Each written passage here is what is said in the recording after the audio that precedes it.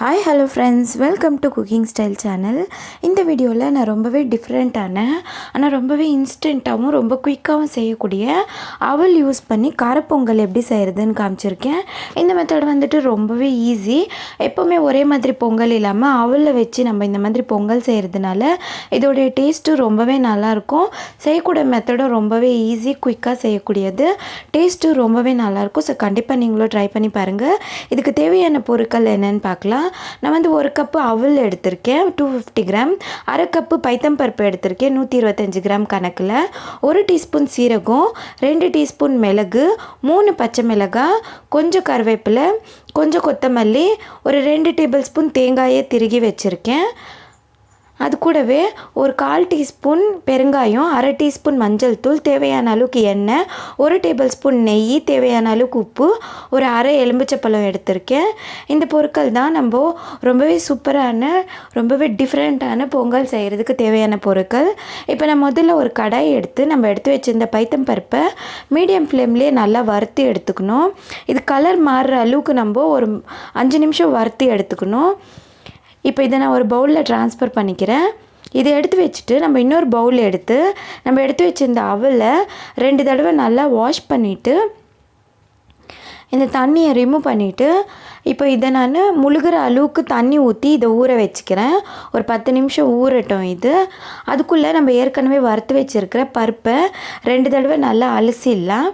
இது போல் பருப்பை நம்ம நல்லா வறுத்து சேர்க்கறதுனால பொங்கலோடைய டேஸ்ட்டு ரொம்பவே நல்லா வரும். இப்போ கழுவுன பைத்தம்பருப்பை நான் ஒரு குக்கரில் மாற்றிக்கிறேன்.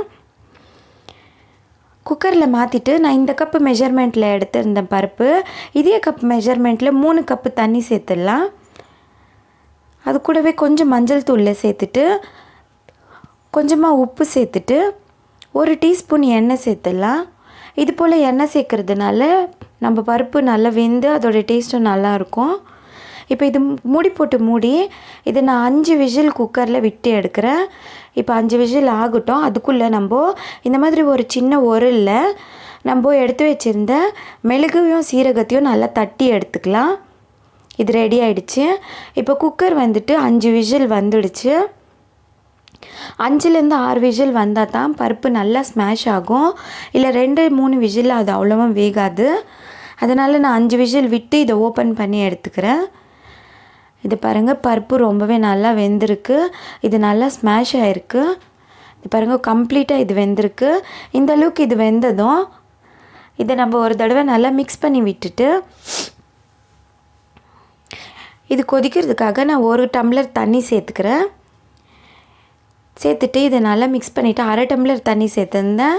மிக்ஸ் பண்ணிவிட்டு இப்போ நம்ம எடுத்து வச்சுருந்த தேங்காவை சேர்த்து நல்லா மிக்ஸ் பண்ணிவிட்டு நம்ம ஏற்கனவே தட்டி வச்சுருக்கிற மிளகு சீரகத்தையும் சேர்த்து மிக்ஸ் பண்ணிடலாம். இப்போ இன்னொரு அரை டம்ளர் தண்ணி சேர்த்துக்கிறேன். சேர்த்துட்டு எல்லாத்தையும் நம்ம நல்லா மிக்ஸ் பண்ணிவிட்டு இப்போ நம்ம எடுத்து வச்சுருந்த அவலை சேர்த்துடலாம். அவல் இந்த மாதிரி நம்ம ஊற வச்சு சேர்க்குறதுனால இது பருப்புடைய மெஷர்மெண்ட்டுக்கு கரெக்டாக வரும். பருப்பு எந்த அளவுக்கு வெந்திருக்கோ அந்த கன்சிஸ்டன்சிக்கு இது வரும். இப்போ இதெல்லாம் கம்ப்ளீட்டாக நம்ம மிக்ஸ் பண்ணிவிட்டு இது கொதிக்கட்டும். அதுக்குள்ளே நம்ம இதுக்கு தாளிச்சு சேர்த்துடலாம். இப்போ நான் ஒரு சின்ன கடாயை எடுத்து நம்ம எடுத்து வச்சுருந்த எண்ணெய் சேர்த்துடலாம். அதுக்கு எண்ணெய் காஞ்சதும் நம்ம எடுத்து வச்சுருந்த பச்சை மிளகாய், கருவேப்பிலை, பெருங்காயம் இது 3த்தையும் சேர்த்து நம்ம இதை நல்லா வறுத்துக்கலாம். இது எண்ணெயில் பச்சை மிளகாவையும் கருவேப்பிலையும் நல்லா வறுபட்டதும் நம்ம கொதிச்சிட்டு இருக்கிற பொங்கலில் இதை சேர்த்துடலாம். சேர்த்துட்டு இதை நல்லா கம்ப்ளீட்டாக மிக்ஸ் பண்ணிவிட்டு இப்போது இந்த ஸ்டேஜில் நம்ம இதுக்கு தேவையான அளவுக்கு உப்பு சேர்த்துடலாம். ஏற்கனவே நம்ம உப்பு சேர்த்துருக்கிறதுனால டேஸ்ட் பார்த்துட்டு உப்பு சேர்த்துக்கலாம். இப்போ அதுக்குள்ளே நம்ம இன்னொரு கடாயில் நம்ம எடுத்து வச்சுருந்த 1 டேபிள் ஸ்பூன் நெய் சேர்த்து நெய் காஞ்சி உருகுனதும் நம்ம எடுத்து வச்சுருந்த 5 கோடம்பியும் சேர்த்துடலாம். இது போல் முந்திரியை நம்ம நல்லா வறுத்து சேர்த்துக்கணும். முந்திரி வந்து ஆப்ஷனல், அதனால தான் நான் இதில் காமிச்சில்ல. இது உங்களுக்கு வேணும்னா சேர்த்துக்கலாம், இல்லைன்னா ஸ்கிப் பண்ணிக்கலாம். கடைசியாக நம்ம இதை நெய் கூட சேர்க்குறதுனால நம்ம இதோடைய டேஸ்ட்டு ரொம்பவே நல்லாயிருக்கும். கடைசி மூமெண்ட்டில் நம்ம நெய் சேர்க்கறதுனால இதோடைய ஃப்ளேவரும் ஆரமாவும் ரொம்பவே சூப்பராக இருக்கும். இப்போ கடைசியாக நம்ம எடுத்து வச்சுருந்த எலுமிச்சை பழத்தையும் பிசைஞ்சு விட்டுடலாம். இப்போது லாஸ்ட்டாக நம்ம இதில் கொத்தமல்லியை தூவிட்டு நல்லா மிக்ஸ் பண்ணிவிட்டு இதை 2லேருந்து 3 நிமிஷம் கொதிக்க விடலாம். இப்போ 5 நிமிஷம் இது கொதிச்சிடுச்சு. பொங்கலோடைய கன்சிஸ்டன்சி பர்ஃபெக்டாக இருக்குது. இதோடய ஃப்ளேவர் அரோமா எல்லாமே நல்லாயிருக்கு. இதோடய வாசனையும் சூப்பராக இருக்குது. அவ்வளோதான், நம்ம மூடி போட்டு மூடி ஸ்டவ் ஆஃப் பண்ணிடலாம். ஸோ நம்ம சர்விங்காக எடுத்துக்கலாம். இதை பாருங்கள், ரொம்பவே சூப்பரான, ரொம்பவே டெலிஷியஸான, ரொம்பவே டேஸ்டான பொங்கல் ரெடி ஆகிடுச்சு. ஸோ இதோட மெத்தடும் ரொம்பவே ஈஸி. ஸோ கண்டிப்பாக நீங்களும் வீட்டில் ட்ரை பண்ணி பாருங்கள். உங்களுக்கும் இந்த ரெசிபி கண்டிப்பாக ஒர்க் அவுட் ஆகும். ஸோ என்னோடய வீடியோ பிடிச்சிருந்தா என்னோடய வீடியோவை லைக் பண்ணுங்கள், உங்களோட ஃபேமிலி அண்ட் ஃப்ரெண்ட்ஸோட ஷேர் பண்ணுங்கள். என்னோடய சேனலை சப்ஸ்கிரைப் பண்ணிவிட்டு பக்கத்தில் இருக்கிற பெல் சிம்பலையும் ப்ரெஸ் பண்ணிவிடுங்க. தேங்க்யூ ஸோ மச் ஃபார் வாட்சிங்.